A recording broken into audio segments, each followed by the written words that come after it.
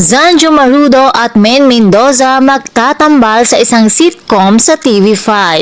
Inaabangan ngayon ang pinakabagong sitcom na magpapasaya at magpapakilig na pagbibidahan ni na Men Mendoza at Zanjo Marudo. Ito ay ang Mystery Hula Mo Huli Ko na malapit nang mapanood sa TV5.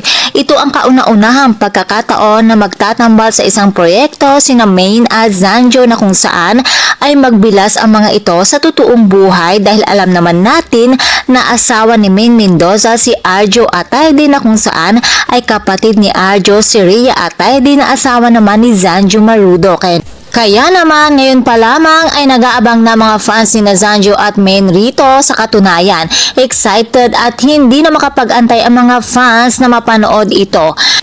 Paniguradong pasasayahin at pakikiligin tayo ng first team up nila.